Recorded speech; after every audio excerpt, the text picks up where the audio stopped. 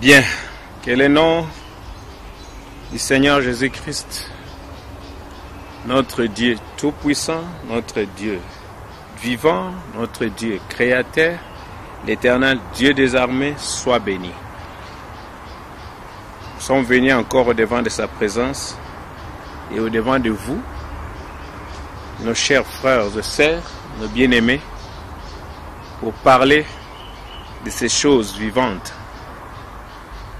pour essayer de nous ramener les uns les autres au devant du Seigneur, de vivre une vie correcte devant lui, de ne pas être des fanatiques ecclésiastiques, de ne pas être des fanatiques des pasteurs, des prophètes ou de qui quoi que ce soit, mais être des fanatiques de la parole de Dieu.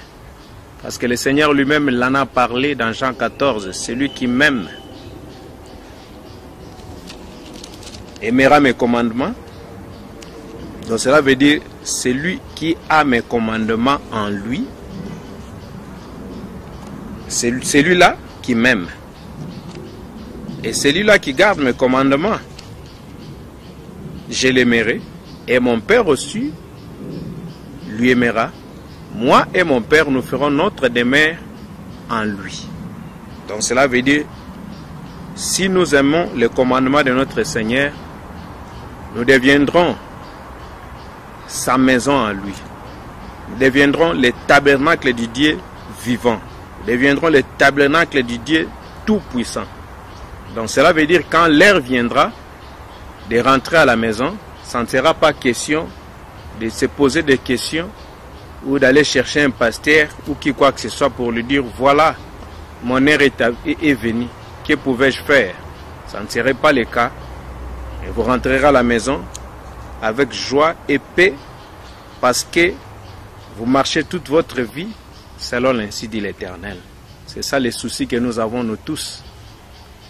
Avec un cœur ému et contrit, que nous nous approchons devant de lui, qu'il nous pardonne de toutes nos fautes, de toutes nos erreurs, de tout ce qui était désagréable à ses yeux, de tout ce qui avait des mauvaises odeurs, des odeurs si pillantes devant de l'Éternel, qui nous pardonne de cela, afin que nous puissions être des fils et des filles de Dieu. Vous voyez? Alors, ne me prenez pas vraiment sur ce que j'ai dit, mais prenez-moi sur ce que je veux dire. Donc, comme dit ces langages-là, comme disait souvent son saint prophète. Parce que je n'ai pas ce niveau-là, de grands niveaux-là. Donc, j'essaye par l'aide du Saint-Esprit exhorter les fils et les filles de Dieu, afin de reconnaître leur position en Christ. La plus grande chose, comme le saint prophète l'en a dit, comme l'apôtre Paul l'en a dit dans les chapitres d'Éphésiens, dans l'épître d'Éphésiens, si vous lisez là-bas, donc c'est un épître là que le saint apôtre, comme je l'appelle souvent le prophète de Dieu, les a appelés les saints qui sont à Éphèse, vous voyez, parce que ce sont des gens qui s'étaient arrivés à la perfection en fait. Et là aujourd'hui nous allons lire dans les livres de 1 roi, chapitre 17. Pourquoi nous lisons toujours en prenant l'Ancien Testament et puis nous montons vers le Nouveau Testament? Parce que c'est la semaine de retour à la Bible. Nous voulons vraiment que non, les gens lisent, comprennent que non, notre fondement est ici. Comme j'avais dit l'autre fois que non, je crois que ces écrits ici, que nous lisons ici, c'est la parole vivante du Dieu vivant. Vous voyez? Donc c'est Dieu sous une forme écrite. Tous les livres qu'on pouvait lire, tout ce que les hommes ont écrit, si ça ne vient pas d'ici, donc cela veut dire c'est nul. Vous voyez? On a lu beaucoup de livres, ce sont des codes d'éthique, des codes moraux, ainsi de suite, mais il n'y a pas la vie comme celle qui sort dans ces livres ici. Les saints prophètes nous ont prêché, si nous lisons des brochures ou quoi que ce soit, cela vient de ces livres ici. Et nous avons vu que non, beaucoup des enfants de Dieu sont allés un peu plus loin, ils ont abandonné la Bible. Mais c'est par la Bible que nous devons ramener ceux qui n'ont pas encore cru. ceux qui n'ont pas encore compris, l'ainsi dit l'Éternel, nous allons les ramener par ces saintes écritures ici. Vous voyez? Alors, si nous prenons le prophète Élie, parce que l'esprit d'Élie, c'est l'esprit de Dieu. Nous allons parler de venir de l'esprit d'Élie, ce Saint-Esprit-là, de la manière que s'est manifesté à Élie, les Tishbites, à Élie, Élisée, à Élie Jean-Baptiste, à Élie de Malachie 4. Vous voyez? Donc cela veut dire que c'est un esprit qui devait venir 5 fois dans des 5 différents prophètes. Vous voyez? Et si nous allons dans la révélation, dans les mystères, vous allez voir que non, le 4e et le 5e Élie, c'est la même personne. Mais nous n'allons pas parler de lui maintenant là-bas. Mais nous parlons d'abord d'Élie le Tishbite. Et comment est-ce que cet esprit s'est manifesté à Élisée? Ça est ici. Et l'esprit là à Jean-Baptiste, comment est-ce que ça a été par rapport à ce qui se passe dans des églises aujourd'hui? Quand vous prétendez avoir l'Esprit de Dieu, le Saint-Esprit de Dieu, comment est-ce que vous devez agir vis-à-vis au mal? Si vous agissez selon Élie les prophètes, si vous agissez selon Élie, Élisée, si vous agissez selon Élie Jean-Baptiste, et si vous agissez selon Élie de Malachie 4, là, coup de chapeau. Mais si ce n'est pas le cas, c'est le temps à laquelle que vous devez vous repentir afin de ramener les enfants de Dieu qui vous suivent sur l'étroite et le chemin qui amène à la vie. Donc, si vous êtes incapable, allez encore implorer l'Éternel afin qu'il puisse se révéler en toi. Peut-être vous vous êtes précipité comme les disciples du Christ. Ils ont laissé Christ et ils se sont précipités.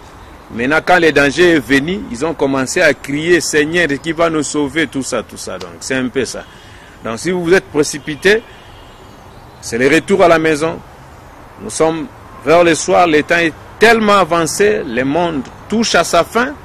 Donc, tout ce que la Bible a prédit, nous le voyons s'accomplir d'un bout à l'autre. L'Israël s'est rétabli, vous voyez, comme une nation, on l'a reconnu et toutes ces choses, ils ont tout, vous voyez, donc ils récupèrent Jérusalem comme leur capitale. Tout ça sont des signes à laquelle que l'Église devait tenir compte que non, nous devons être prudents parce que le temps est à sa fin.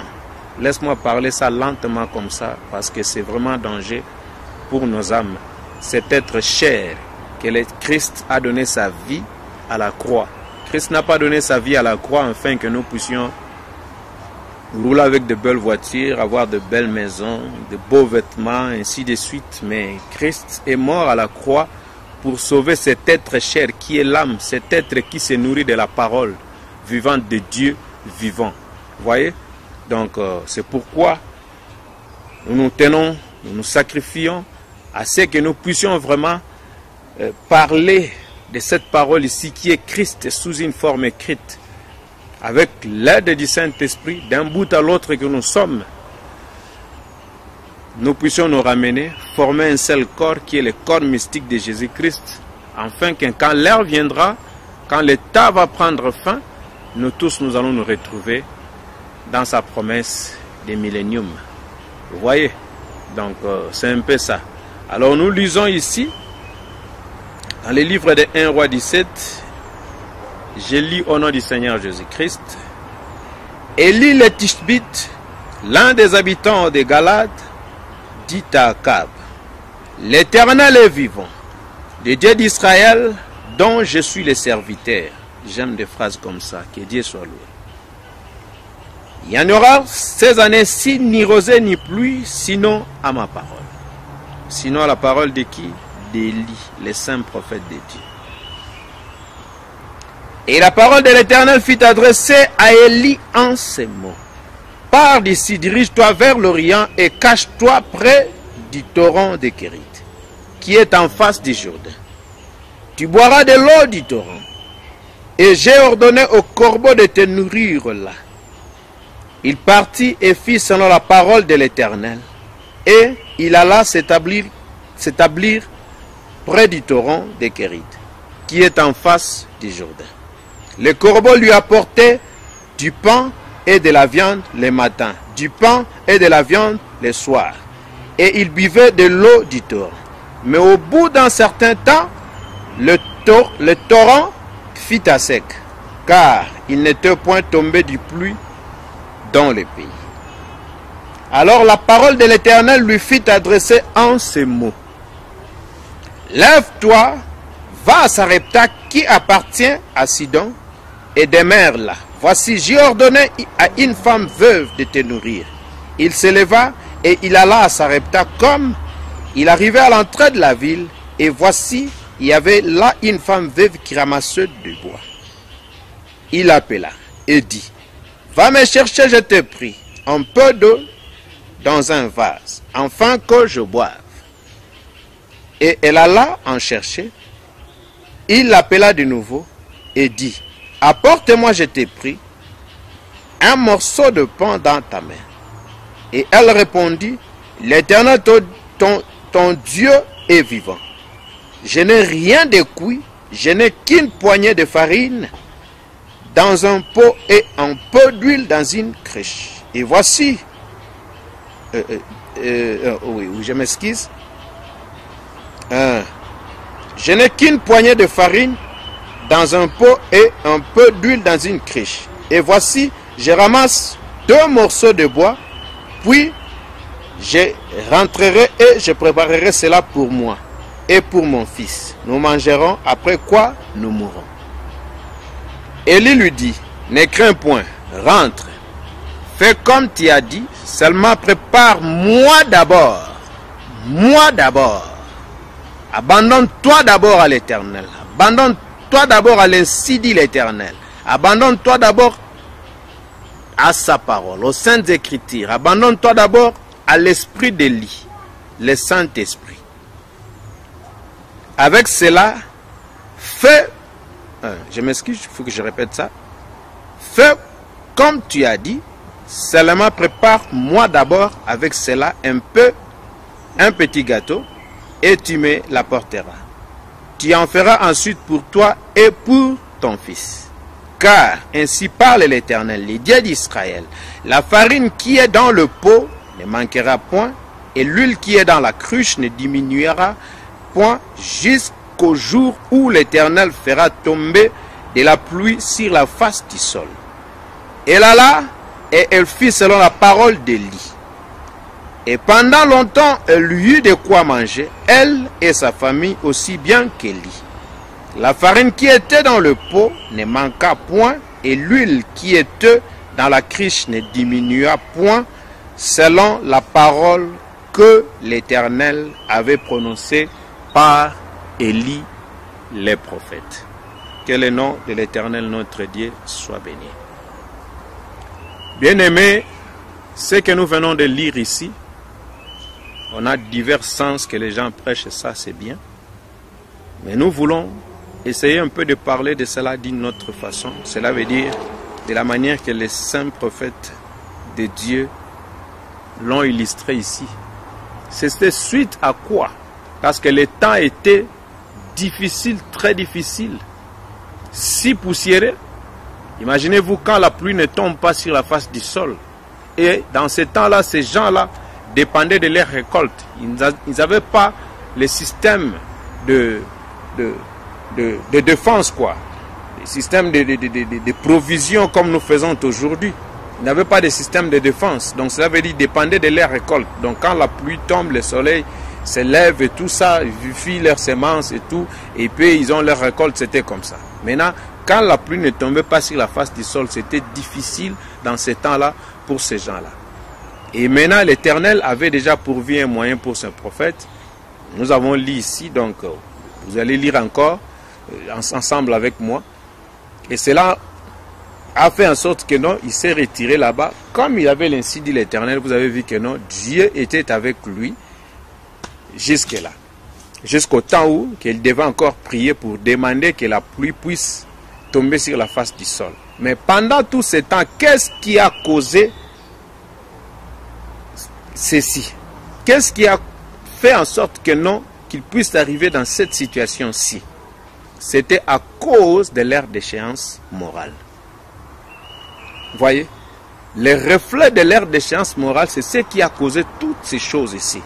Parce qu'ils avaient l'ainsi dit l'Éternel. L'Israël, c'était une église, si nous pouvons dire. C'est l'exemple de nous, l'Israël spirituel aujourd'hui. Ils étaient, comme nous disons, l'église, c'est les appelait à sortir. Et aussi, ils étaient appelés à sortir hors d'Égypte pour aller vers les pays de la promesse, qui était Canaan. Les pays que Dieu les avait promis. Et vous remarquerez que non, comme nous aussi, Dieu nous a appelés de sortir du monde pour aller au pays de la promesse qui est la nouvelle Jérusalem. Voyez, comme c'est écrit là-bas. Voyez, comme nous disons Lola, ainsi de suite. Donc, c'est un peu ça. Donc, quand ils venaient, ils avaient un prophète, ils avaient la colonne de feu, ils avaient la nuée de gloire. Comme nous aujourd'hui aussi, nous avons un prophète, nous avons la colonne de feu, nous avons une nuée de gloire. Donc si vous n'avez pas encore vu ces choses ou soit crié à ces choses-là, lisez ça ici dans la Bible, nous allons parler de ça. Voyez, donc c'est un peu ça.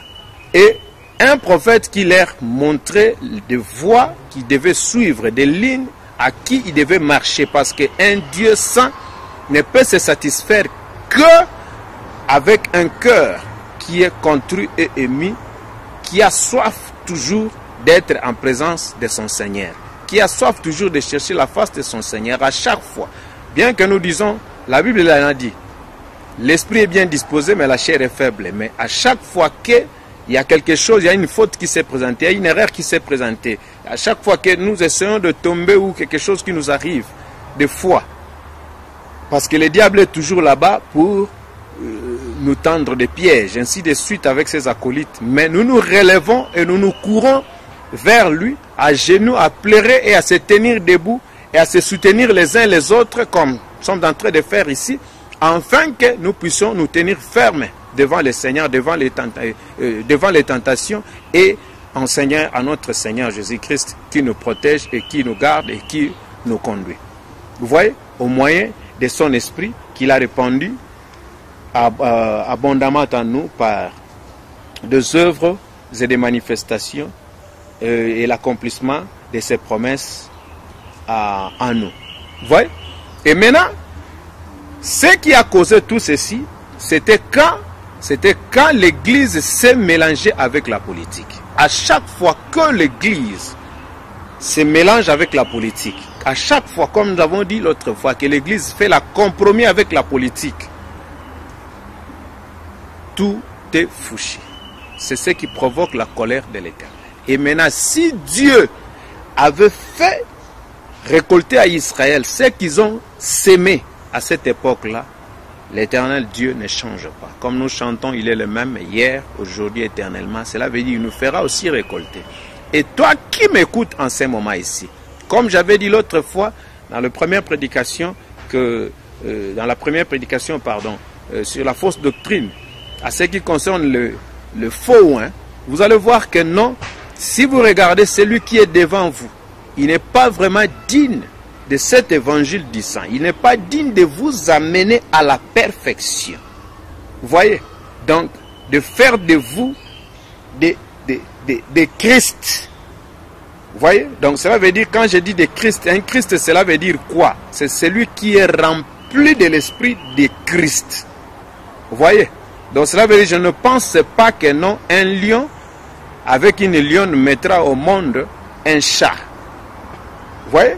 Ou soit mettra au monde un chien ou un tigre. C'est pratiquement impossible. Un lion, quand il se couple avec une lionne, il mettrait au monde un lion. Et quand un lion l'a grandi, donc cela veut dire il sera aussi un lion comme son père. Ou soit sa mère est une lionne. Vous voyez? En grandissant, nous grandissons dans la parole de Dieu. Donc, en passant par tous ces étapes, l'étape de la justification, comme l'Israël l'en a passé, en sortant de l'Égypte, ils ont traversé l'eau. C'est l'étape de la justification. En croyant au Seigneur Jésus-Christ comme ton Seigneur et Sauveur, on t'a baptisé.